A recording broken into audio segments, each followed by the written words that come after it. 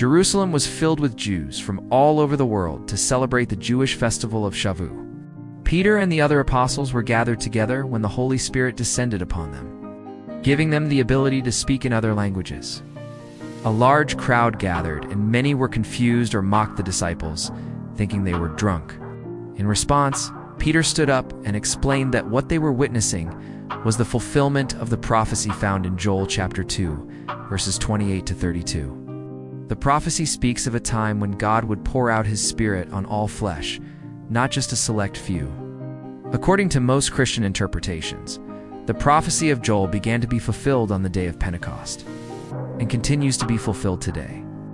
While the initial pouring out of the Spirit occurred with the apostles, the ongoing work of the Holy Spirit in the lives of believers is seen as the continuation of this promise.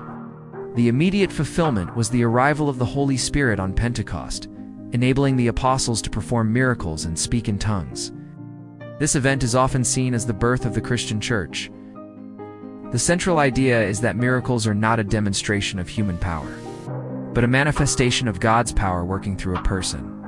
The Holy Spirit is the divine source of this power, ensuring that all glory and credit are given to God alone. If a person could perform a miracle by their own will or strength, they would be tempted to take credit for it.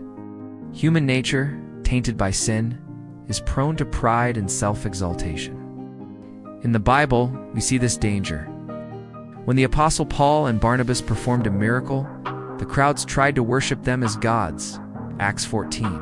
The apostles immediately and forcefully redirected the praise to God, tearing their clothes and crying out, "Why are you doing this? We too are only human like you."